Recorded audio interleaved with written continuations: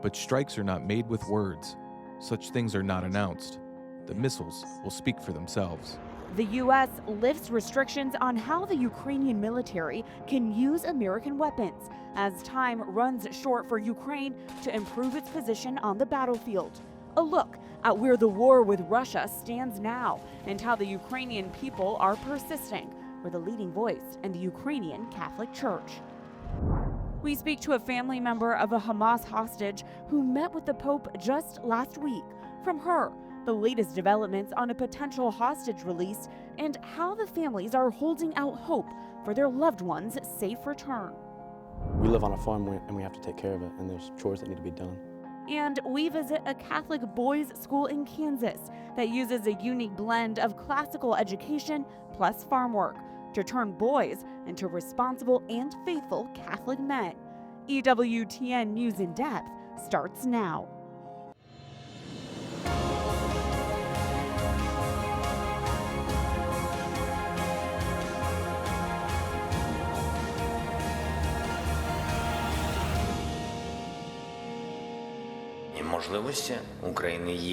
Without any unnecessary details, Ukraine has long-range capabilities, including domestically produced long-range drones.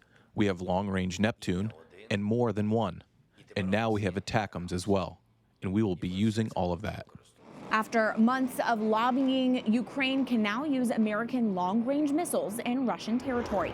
For the Ukrainians, it's a welcome, though delayed, update in policy from the United States as the war continues to drag on. Welcome to EWTN News in Depth. I'm Catherine Hadro. This week marked 1,000 days since Russia invaded Ukraine, sparking a brutal war between the two nations. Ukrainians commemorated their fallen soldiers on the 1,000th day, even as the conflict enters a new phase. To mark the somber milestone, dozens of residents and Ukrainian servicemen gathered in the Ukraine's capital of Kyiv on Tuesday.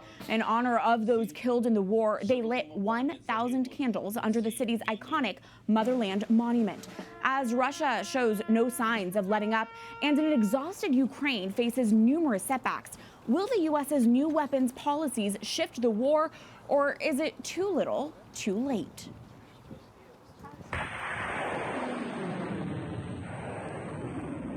Early Tuesday morning, the Ukrainian military struck an ammunitions depot in southwestern Russia with long-range missiles. After more than 1,000 days of war, it's the first time Ukraine has used the American-made weapon outside of its own territory.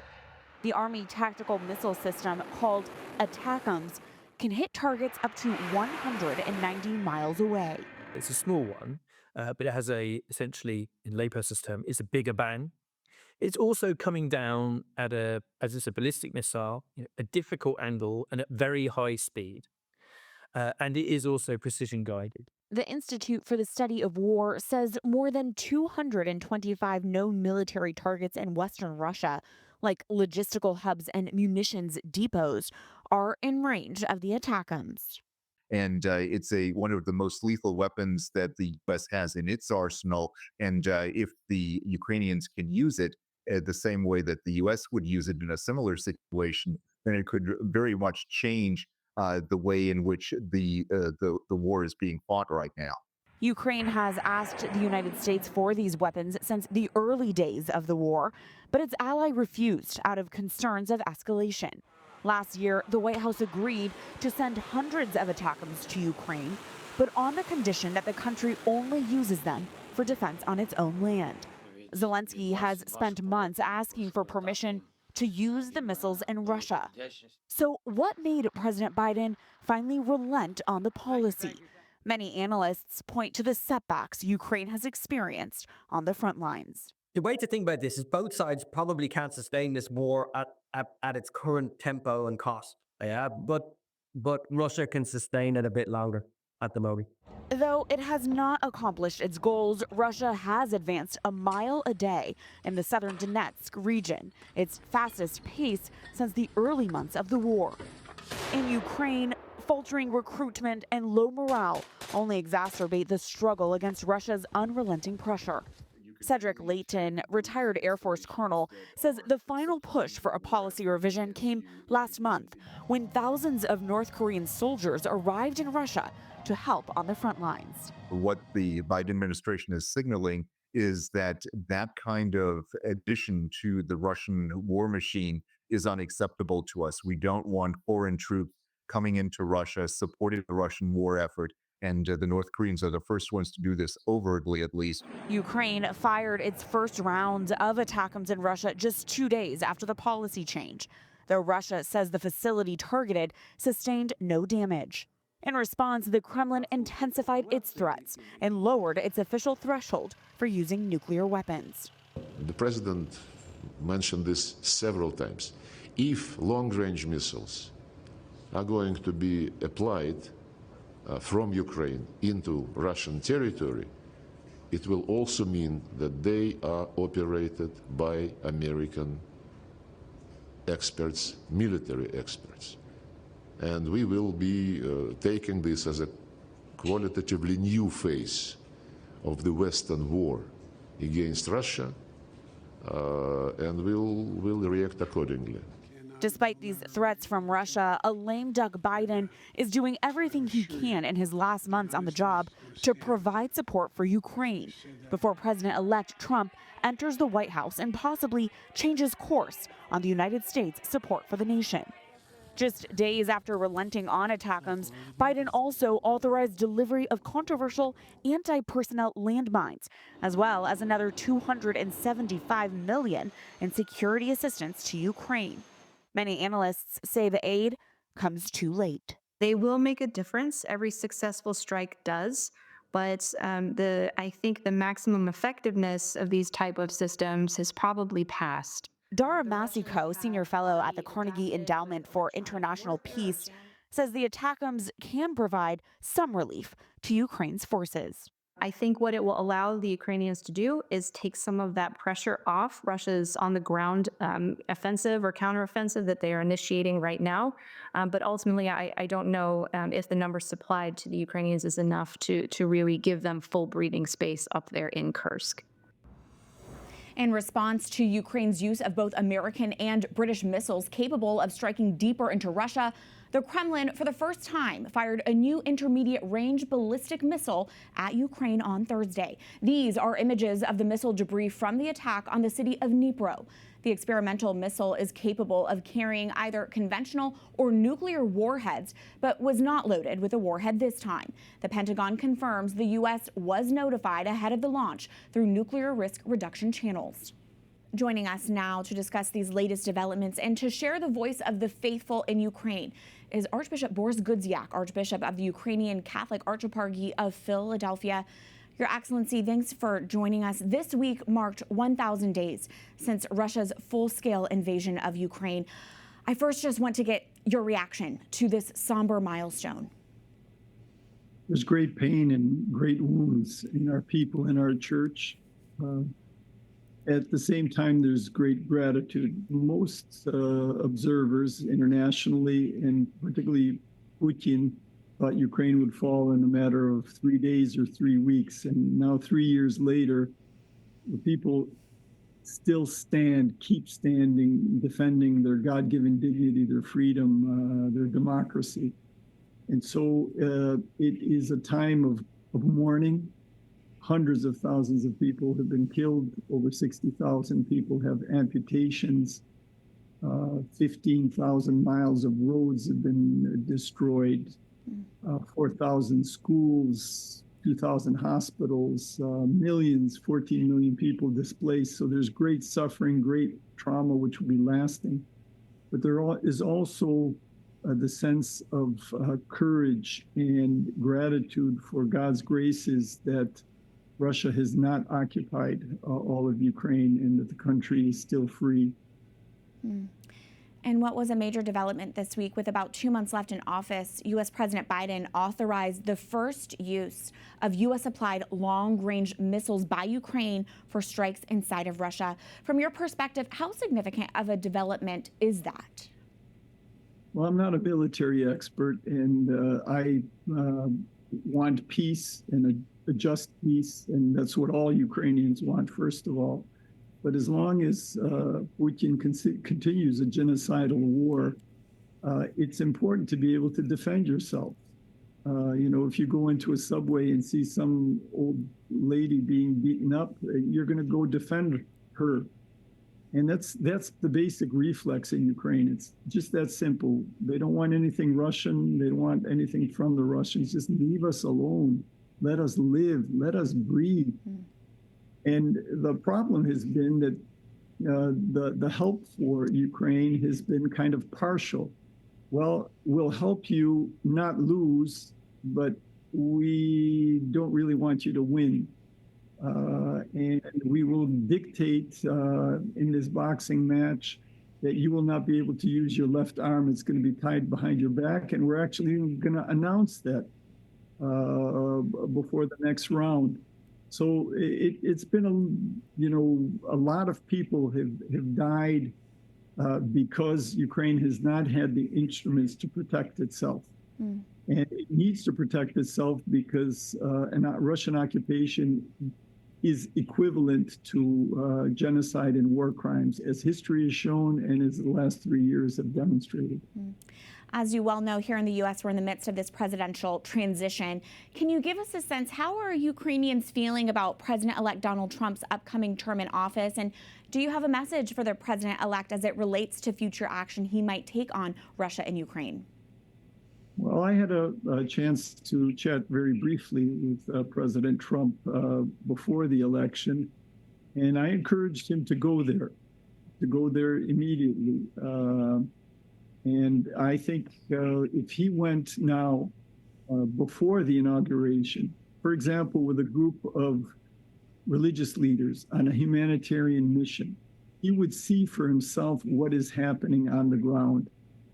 It is very difficult for us to understand, what's going on in Indonesia, China, in Peru, because we don't know it, we don't see it. But everybody that has gone to Ukraine, cardinals, political leaders, humanitarian workers, people who were skeptical, people that knew a lot, all came out knowing much, much more and understanding more deeply what's happening. So I would encourage President Trump to go to Ukraine. That would be a news story. We know he likes news stories. But I think much more importantly, it would be a base on which to build a policy for the future. Can you share, did President-elect Trump seem receptive to that invitation to travel to Ukraine? He listened. I must say he was attentive. There were 1,400 people in the room. It was at the Al Smith dinner. So it was not the place for, a long, calm interchange of ideas. But I wrote him a letter about it afterwards. And I've shared this hypothesis with certain leaders in the church, and they all think it's a good idea. Well, we'll continue to monitor that. Your Excellency, you frequently travel to and from Ukraine. Can you give us an update as to how the faithful in Ukraine are holding up? How are our Catholic brothers and sisters doing there? So it's important to know that in eastern Ukraine, where the Russians have occupied parts of 3 regions, the public life of the Catholic Church has been virtually extinguished. There's no Ukrainian Catholic priest functioning there now, and a couple of priests who were abducted and tortured for 18 months, who were freed in the summer, are really, they show the scars of what Russian captivity is like. For Catholics, it should be clear that Russian occupation means the extinguishing of our normal church life. And that has been happening for 300 years during different periods of Russian colonization and imperial growth. So Catholics are staying together. Bishops and priests are in place, serving the people, celebrating the sacraments, announcing the good news, but also very much engaged in humanitarian work, helping those that have lost their homes, their possessions, distributing clothing, food, fostering medical care, Caritas, which is Catholic Charities of Ukraine. There's a Eastern Catholic and Roman Catholic Caritas organization, and they are doing tremendous work. Very importantly, the church reminds people of their God-given dignity, the fact that the Lord is with them, that every hair on their head is counted, that we have lived through even more harrowing experiences. During World War II, between the Nazis and the Soviets, 6 to 7 million residents of Ukraine were killed, and the whole country was devastated. Ukrainians know they've lived through the crucifixion and have resurrected in the past. So the church announces this Paschal Kerygma. We carry our cross and God will give us life. Amen. Very important for the people of Ukraine. Absolutely. Your Excellency, we thank you for joining us and for bringing us the voice of the people in Ukraine as well. Archbishop Gudziak, thank you. I want to thank all the people for praying, advocating, staying informed, and for helping. Please continue. Amen. We'll keep up those prayers. Archbishop, thank you. A tragic anniversary for the victims and for the destruction it caused, but at the same time, it is a shameful disaster for humanity. Pope Francis marked the 1,000 days of war in Ukraine on Wednesday at his general audience, where he asked the faithful to remain close to the martyred Ukrainian people.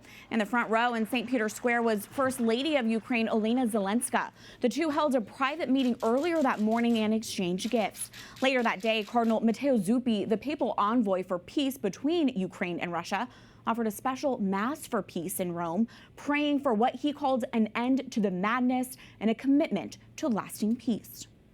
Pope Francis is calling for an investigation to determine whether Israel's attacks in Gaza meet the legal definition of genocide. That's according to a new book released this week based on interviews with the pontiff ahead of next year's Jubilee year. In September, he said Israel's attacks in Gaza and Lebanon have been immoral and that its military has gone beyond the rules of war. The book's author says the Pope is not taking a stance on whether genocide is happening, but rather is emphasizing the importance of an investigation and thorough analysis by jurists to see if the situation qualifies as genocide under United Nations standards. Outrage in Israel after the International Criminal Court issued an arrest warrant for Israeli Prime Minister Benjamin Netanyahu and his former defense minister for alleged war crimes and crimes against humanity in Gaza. The warrant might not result in Netanyahu's arrest and trial, but could deal a major blow to Israel's global standing. The court also issued a warrant for the arrest of Mohammed Deif, a Hamas leader who played a crucial role in the October 7th attacks. Israel says he was killed in an airstrike last month, but the court could not verify his death. This week, the Gaza Health Ministry claimed the death toll in the Gaza Strip has surpassed 44,000 people. During the 13-month war, the ministry has never distinguished between civilian and military combatant deaths in its count, but it has said more than half of the fatalities are women and children. It says the real toll is much higher because thousands of bodies are buried under rubble. Of course, that death toll in the war between Israel and Hamas in Gaza, all sparked by the Hamas terrorist attack on Israel on October 7th of last year that claimed 1,200 innocent lives. Next, a conversation with the relative of one of the more than 200 hostages captured by Hamas about a hostage family's meeting last week with Pope Francis. And later, a lighter note as we talk about the joy of adoption along with some challenges with Catholic psychologist Dr. Ray Guarendi. Our goal is to empower and to feed the faithful so that they can then bring that message to others. We sit down with the new head of communications for the U.S. Bishops Conference to find out how he plans to evangelize to the next generations. And we go down on the farm in Kansas, a farm run by a Catholic boarding school, that is, as it uses nature to teach boys how to become good and faithful men.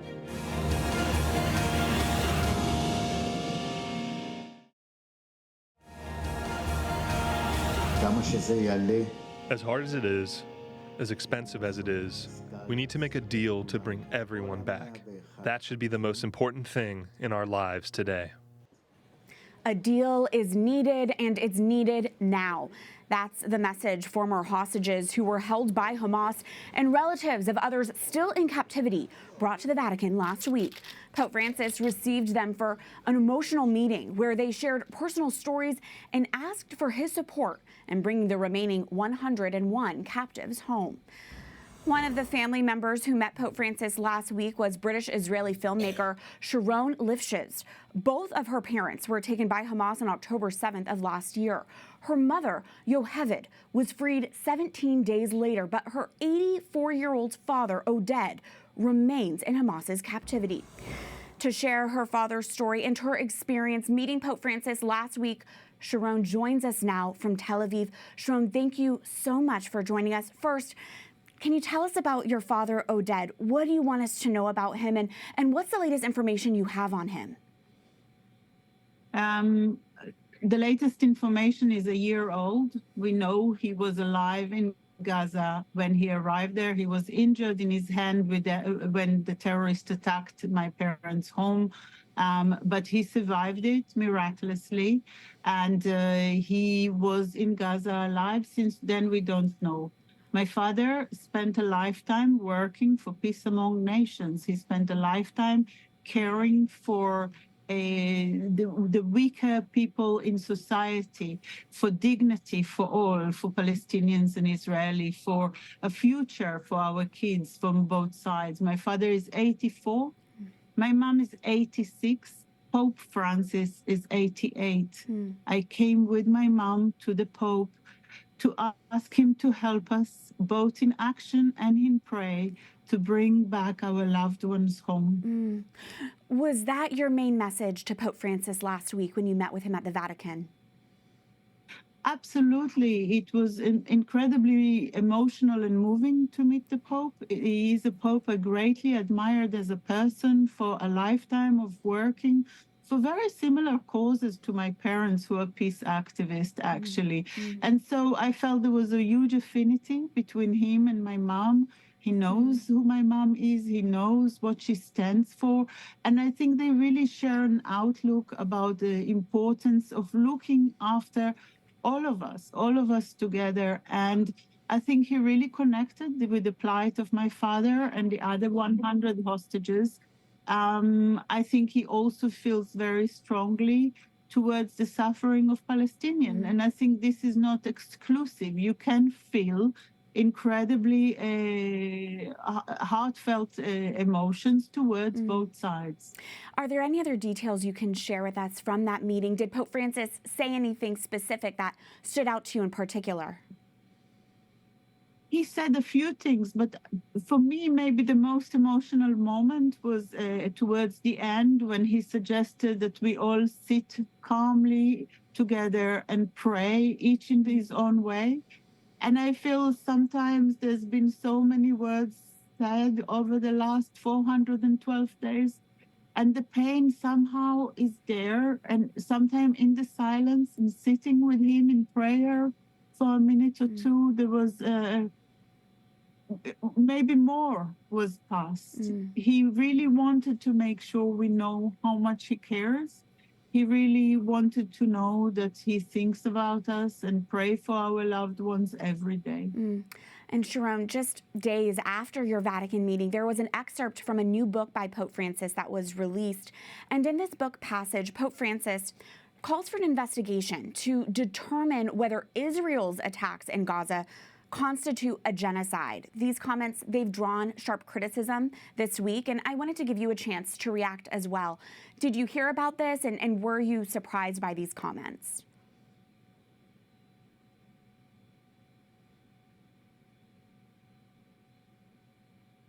I think,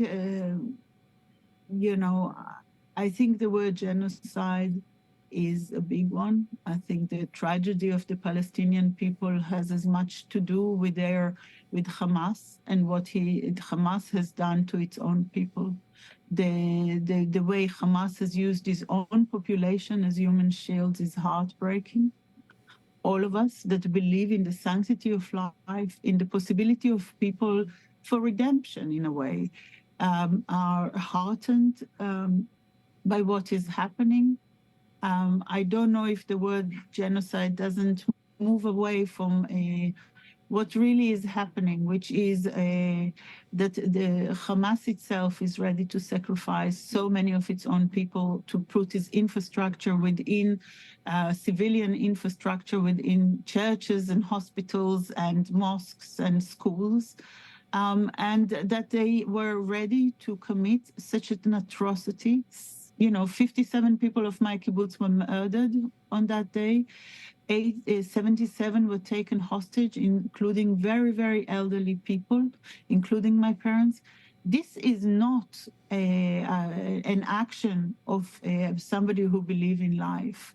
This is the action of somebody who absolutely wants to draw the utmost hate from the other side. I so regret that our conflict has gone so low now, that murders of women and children in Israel on the 7th of October is kind of becomes just something that we can get over. I also regret that we have not reached a ceasefire and a peace agreement before. My parents have worked a lifetime for a real peace agreement. And I think my father always said that, you make a peace with your enemies, and that war is the failure to make agreements in the end. We are living through the absolute atrocity my parents have spent a lifetime trying to prevent. Speaking of calls for a ceasefire and hostage negotiations, Sharone, here in the U.S., we are preparing for the incoming Trump administration. Do you have a message for the president-elect when it comes to bringing the hostages home? Bring them home. Bring them home. Winter is coming. They're in dire strait. They've been there 412 days. They are hardly surviving as it is. Bring them home. This is the only way to finish this war and make a deal so that we can withdraw from Gaza, that Gaza, the people of Gaza, can start looking for a future without Hamas, that gives them the options to raise the children with dignity and with love. And we would slowly then build bridges. They are our neighbors. They're going to stay our neighbors at the end of this war. I want them to be living in peace next to us. Sharone, be assured that we join our prayers with yours. Thank you so much for joining us. You're welcome. Thank you for having me. The Vatican confirmed that Blessed Carlo Acutis and Blessed Pier Giorgio Frassati will be officially named saints during the year of the Jubilee. Both soon-to-be saints are beloved by young people around the world for their beautiful witness to the faith. Carlo Acutis, the first millennial saint in the Catholic Church, was an Italian computer coding teenager who died of cancer in 2006 at the age of 15. He will be canonized during the Jubilee of Teenagers on Sunday, April 27th in St. Peter's Square. And Pier Giorgio Frassati, an avid mountaineer who dedicated much of his time to care for the poor and for the homeless, died from polio at the age of 24 back in 1925. His canonization mass will take place during the Jubilee of Young People in late July to early August 2025. News headlines are next in the Week in Review.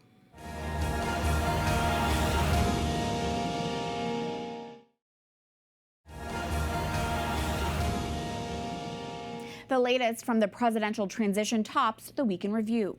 President-elect Donald Trump continues to solidify his picks for his cabinet and other top government positions. The list is vast, and confirmation hearings for nominees will begin in early January, after the 119th Congress is seated, but before Mr. Trump is inaugurated on January 20th. We will not know the final makeup of his cabinet until then, but one item of note from this past week. Trump's first controversial pick for the all-important role of Attorney General, Florida Congressman Matt Gaetz, is now off the table. Because he has been under investigation by the House Ethics Committee for alleged sexual misconduct with a minor, Gaetz was a highly contentious nominee from the get-go. It took just 8 days for him to withdraw his name from consideration when it became clear he would not have the votes in the Republican-controlled Senate for confirmation. Within hours of the Gaetz development on Thursday, Trump announced his second pick to lead the Justice Department. Former Florida Attorney General Pam Bondi will now go through the nomination process. Bondi is considered a longtime Trump loyalist who served on his defense team during his first impeachment trial. In his final summit meeting with world leaders, President Joe Biden traveled to South America, ending his 6-day trip at the G20 summit this week in Rio de Janeiro in Brazil.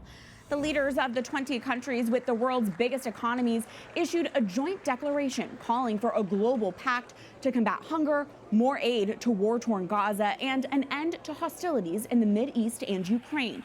President Biden made an urgent appeal to fellow world leaders to surge money to developing nations to help curb climate change and advocated for a series of climate and development initiatives. But many would require buy-in from President-elect Trump, who has called the climate crisis a hoax. President Biden is pressing Congress to pass a $1 billion aid package he proposed this week, providing relief to Hurricane Helene and Milton storm victims in southeast U.S. Of that, the president is asking for $40 billion to help replenish FEMA's budget. Its aid funding drained by this year's active and powerful Atlantic hurricane season and wildfires out west. Leadership on the Hill has signaled that providing disaster aid is a priority. There are just a few weeks left on the legislative calendar, but there is a recognition on both sides of the aisle that getting aid passed is needed quickly. A state judge in Wyoming on Monday ruled the state's 2 pro-life laws are unconstitutional. One law limited all abortion with exceptions for the life of the mother and in cases of rape or incest. The other law, the first of its kind in the nation, explicitly banned the use of abortion pills. Enforcement of the laws had been temporarily halted while the court case proceeded. Wyoming's Attorney General promised to appeal the ruling and send it to the state Supreme Court. A packed courtroom in Hong Kong for the national security trial of former newspaper publisher Jimmy Lai, who testified Wednesday in his own defense for the first time since his prolonged trial began in January. Lai is a well-known Catholic in international circles, admired for his pro-democracy views. Lai, who will turn 77 in 2 weeks, has been held in solitary confinement since his arrest in 2020 and was brought to the courthouse in this van under tight security. His arrest came 4 years ago during a crackdown on mass pro-democracy protests that rocked Hong Kong. The media tycoon is fighting charges of colluding with foreign countries, including the U.S., to endanger China's national security and of conspiring to issue seditious publications. In 2019, Lai met with then Vice President Mike Pence and Secretary of State Mike Pompeo during a visit to Washington. But in testimony on Wednesday said he did not ask them to take action against China or Hong Kong and denied he had committed sedition. Wall Street Journal columnist William McGurn is Jimmy Lai's friend and his godfather in the Catholic Church. This today is the first time we've heard from Jimmy. The trial began in January. This is the first time we've heard his voice. And the government hates that because Jimmy's obviously sincere. He's very charismatic. He's a real champion of freedom. And ordinary Hong Kong people appreciate that. If convicted, Lai faces a sentence of life in prison. There have been multiple attempts to broker his release from prison. And before his re-election this month, then candidate Donald Trump said, quote, 100% I will get him out. Lai's appearance in court on Wednesday came one day after 45 other Hong Kong democracy activists were sentenced up to 10 years in prison under the national security law. Pope Francis has appointed U.S. Cardinal Kevin Farrell to oversee, quote, new and unavoidable reform to the Vatican's pension fund after years of poor planning and management. In a letter to the Roman Curia on Thursday, the Holy Father said the fund faces a serious prospective unbalance and named Farrell the sole administrator of the fund. Pope Francis has pushed for Vatican financial reform since his election in 2013. He believes the pension fund is a critical part of that reform. How to evangelize to the next generations of American Catholics, drawing more young people into the church. That was the question we posed to the new chairman of communications for the U.S. Conference of Catholic Bishops. Bishop William Byrne of Springfield, Massachusetts, sat down with our Mark Irons at the conclusion of last week's fall bishops meeting. Here is Bishop William Byrne on the record. Bishop William Byrne, thank you so much for joining us here. Thanks, Mark, for having me. It's great to be here. I want to start with a very basic question, and that is simply for those that may have no idea, what is the Catholic Church? What do we mean by the Catholic Church? Is it just an institution led by bishops? Right. So it is an institution led by bishops, yes, of course, but it's something more profound than just an institution. It's the mystical body of Christ. He ascended into heaven, and in doing so, he sends forth his Spirit so that we then all become his messengers throughout the world. And but he gives us St. Peter and then his successors, the popes, to be the unifying force as the vicar of Christ in the world. And then together we are the voice of God speaking that message of truth, that God so loved the world that he sent his only begotten Son. And that Son took all the hatred, all the ugliness, nailed it to a cross within himself, and then he resurrected from the dead and emerged victorious. And now we're all part of that flow of the resurrected life of Christ in the world. What role do the laity have in this? Because maybe there's a misunderstanding. There might be someone in the pews who says, sharing the faith, transmitting the faith, that's not my job. Right. That's up to the priest, that's up to the bishop. What do you say to that person? Right. Well, the reality is that I preach from a pulpit, but I'm not in your dining room. I'm not in your classroom. I'm not in your boardroom or wherever you find yourself during your day around the table with your family at Thanksgiving time. And so our goal is to empower and to feed the faithful so that they can then bring that message to others. And so I always say in my confirmations, I say to the kids, if I showed up at your high school and I was dressed in my bishop outfit and I knocked on the door, your public high school, of course, and I knocked on the door and said, I want to come talk to these kids about Jesus, what should your principal do? And they all kind of stared dumbly at me, and I said, they should call the police. That's not my word, and I'm armed. I hold up my crozier, because that's their world. That's where they are, and they're going to be the most effective evangelizers of their peers, but they can't do that if they're not well fed themselves.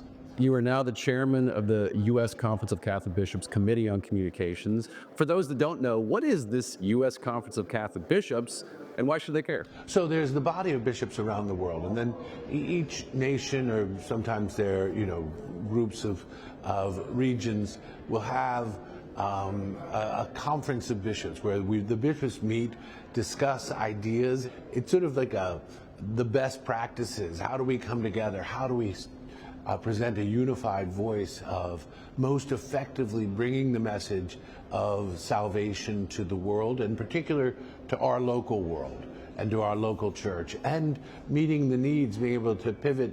The issues in North America are going to be radically different than the issues in other parts of the world, and so we need to be able to adapt to bringing that message to the world.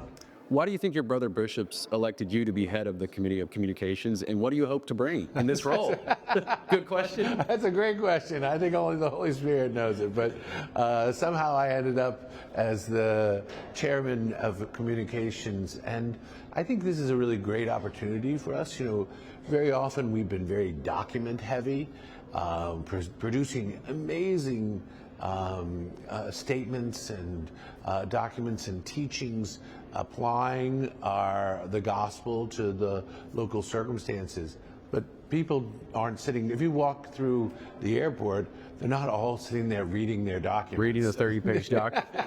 They're thumbing on their phones and they're watching videos, and so this gives us an opportunity to pivot yet again, to bring the gospel into social media and into the different forms of communication, of which especially our young people are encountering their information and to a sad extent, community.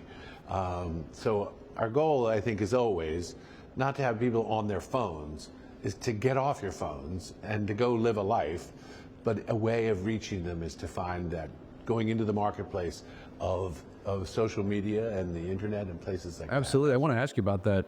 We think about the tools we have at our disposal to share the gospel. Social media is a big one, as you say. Is it helpful? Is it harmful? Right. Well, I mean, I think it's just like anything. You know, you can a glass of wine is Paul says is good for your stomach, and it's a lovely gift, but 5 bottles of wine is not necessarily a good idea. It's not going to end well. No, it's not going to end well. It's not going to have a end story. And so, in and of itself, it really is basically a neutral, but it's a tool, just like any tool. And so, our goal is to use it most effectively, not to worship it, not to get stuck in it. Our goal is to allow it to help us reach people that otherwise aren't coming to church, aren't necessarily looking for us, but we can look for them, just like our Lord does time and time again. In your time, what have you found to be most effective when trying to communicate the gospel? Well, I've always found joy to be a very effective tool. You know, as the Evangelical Gaudium, as the Holy Father said, it is the joy of the gospel. And what do we need now in this age where there's so much anxiety, there's so much stress, depressive experiences in people's lives, the news you read every day, we're just getting waves of it. It's hard to catch our breath. And so we need to be able to bring the fact that Jesus has brought us so that his joy might be in us, and that joy might be complete. So I think joy is one of the most powerful and beautiful gifts that we can bring people, and the most effective way of communicating just who our God is and how much we are loved. But what do you hope to say when you look back on your time in this role? It's funny, when I was in seminary, Mother Teresa came to visit, and we all lined up, and she signed our breviaries, and she was just signing people and looking and smiling. And I got in line, and Mother Teresa stopped. I didn't know her. She looked up at me, and she said, "Don't get in God's way." She signed my breviary, and I went away. She didn't say that to anybody else. So my goal is not to get in God's way. Mother Teresa said to do it, so that's my primary goal. That's great advice. Bishop William Byrne, thank you so much for taking the time. Thanks, Mark. Good to be with you. EWTN News in Depth will be right back. Persistence in the arduous good and a taking of responsibility every single day in all aspects of these young men's lives. The philosophy of a unique Catholic boys' high school in Kansas. Next, we visit St. Martin's Academy to see how work on the farm plus rigorous classroom studies are providing a new model of education for the next generation.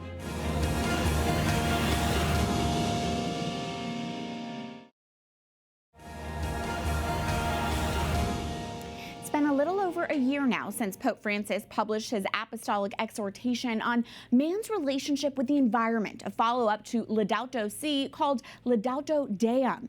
In it, the Pope speaks of what he calls a healthy ecology and the interaction between human beings and the environment.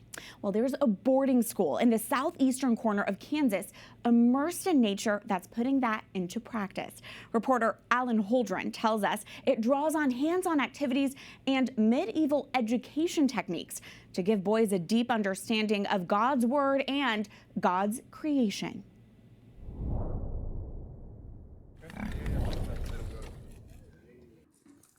The wooded hills of southeast Kansas are home to a relatively new 9th to 12th grade Catholic boys boarding school, St. Martin's Academy.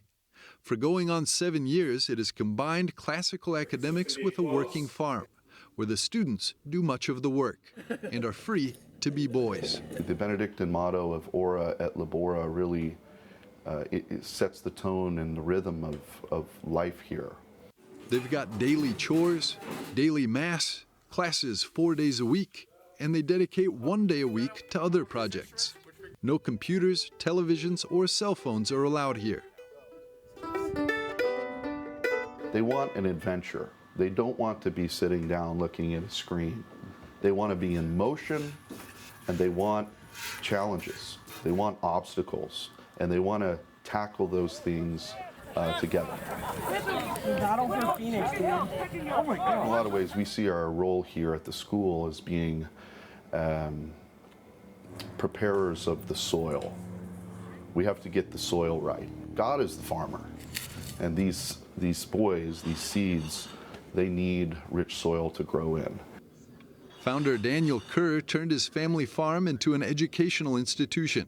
Tuition is $25,000 a year per student. They call this a medieval education, immersed in nature. God is immanent. He is present in his creation.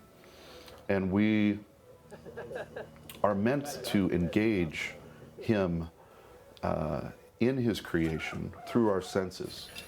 And so we set our boys up so that they're in nature as much as possible. And then beyond that, poetry, music, stories, these are the things that are meant to fill a healthy imagination.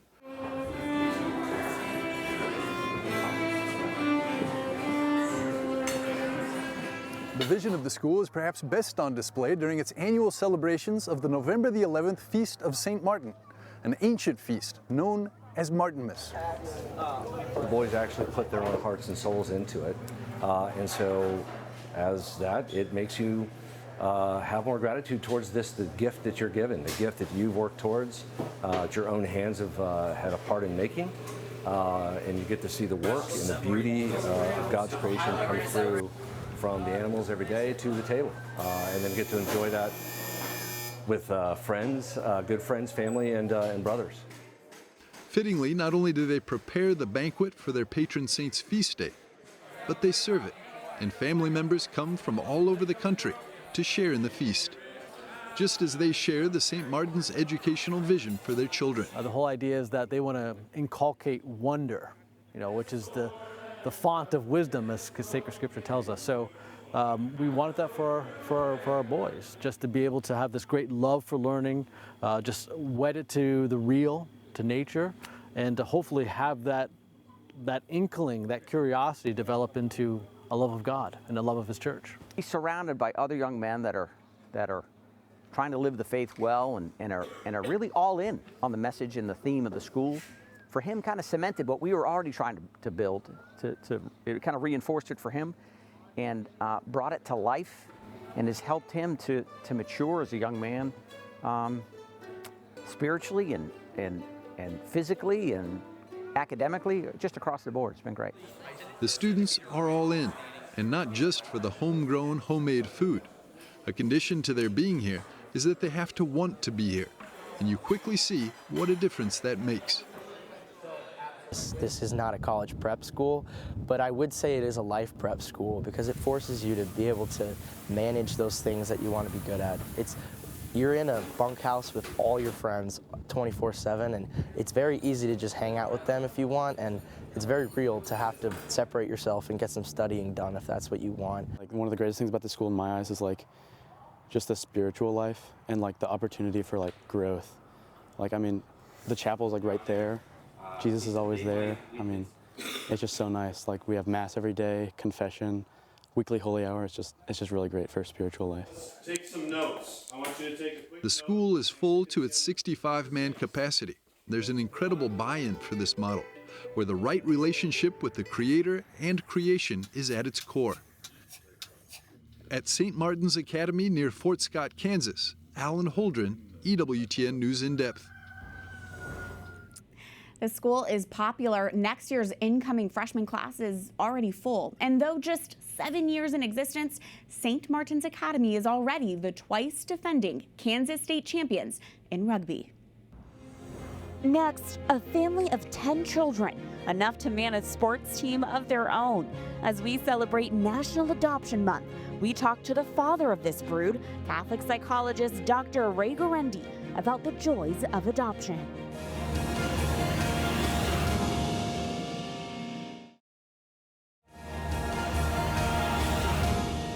Welcome back.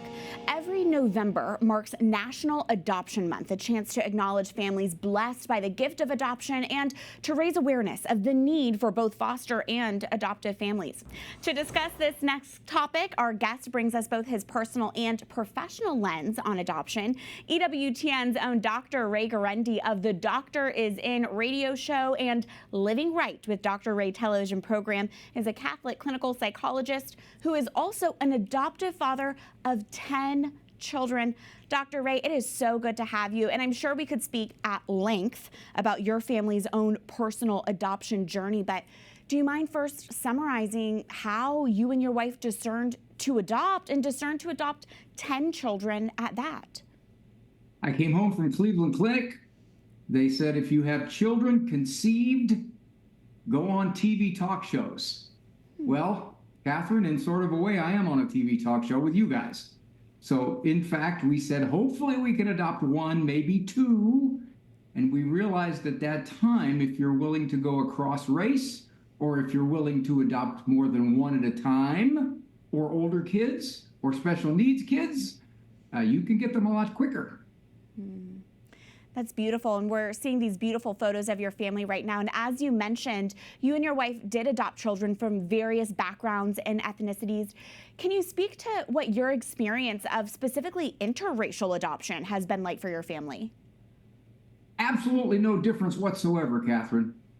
Initially, I got from the supposed experts that if we were to adopt a child outside of our race, we were going to have cultural issues. Well, those never came to pass because those children were our children. We were their mom and their dad, and we were not going to overthink the idea that one may have had more pigment in their skin than I do. And that's the way we approached it. As you and your wife discerned adoption, did you have any personal fears or hesitations about moving forward with it? And what advice, Dr. Ray, might you have for a viewer who has those hesitations or misconceptions right now? I'll draw a parallel to young people who say, I don't think I want to have children. I look at other children and I'm just not moved by them. And then they have a child, and all of a sudden this child is on Facebook every 6 minutes. They underestimate how this child can crawl underneath your heart. Same thing with adoption. Well, I don't know. Do you think I'll be able to love a child that's not biologically mine? Yes, of course you can. Because in the main, that child becomes real. It's abstract before you adopt. But once that child is with you, that is your child. Completely. Now, the other thing that's a benefit here, Catherine, and I shared this with you, we found this out about the fourth kid. If you adopt in December, you still get the tax deduction for the whole year, you know? They paid for themselves that first year, right? I didn't pay any taxes. That is some good insight right there, some good top advice. I'm curious on your answer to this question. Could you address, should every family consider adoption, particularly families struggling with infertility, for example, or is adoption truly a calling that a family needs to have and discern? What are your thoughts on that? Some people will say, well, I don't feel called to adopt. Fair enough. But our Lord did say that this is our faith. They take care of the widows and the orphans in their distress. And he did say, whoever welcomes a little child welcomes me. So for Christians, it ought to be something we seriously consider, even if we've even had our own biological kids. Now, all that said, you got to take into consideration the state of your marriage, your finances, your age, your personality, your temperament. My wife said to me when we got to kid number 5 or 6, and we thought we were done, 5 or 6, that's a pretty good load. We'd have to buy a bigger car. She said, Ray, if not us, who? We have a good marriage. We have a good extended family. We've got the resources. We're not rich, but we have enough money to support a family. So if not us, who? So it's kind of like, Catherine, it's kind of like eating potato chips, We kept eating chips until we got a bellyache. And now I bet you can't imagine your life without those children, those sons and daughters of yours. And Dr. Ray, of course, you have this professional lens as well, and on top of your personal perspective, because you are a clinical psychologist and you've written a number of books on adoption. What is your top advice as a psychologist that families should keep in mind if considering adoption? My top advice as a psychologist is don't pay too much attention to the psychologists. We have scared adoptive parents. We make them feel as though this child has got to be handled differently than a biological child that's yours. We make them overthink. We make them overanalyze. We make them look for psychological issues that may or may not be there. I tell parents right out of the gate, this is your child. Raise this child with the love and the discipline that you would raise any child that is yours. Quit overthinking it, because overthinking can oftentimes be the very thing that causes the trouble. And you don't want to fall into just a spirit of fear over this. Dr. Ray, any specific advice for Catholics navigating adoption agencies? Anything they should particularly keep an eye out for or keep in mind there? It's tougher now, Catherine, than it used to be.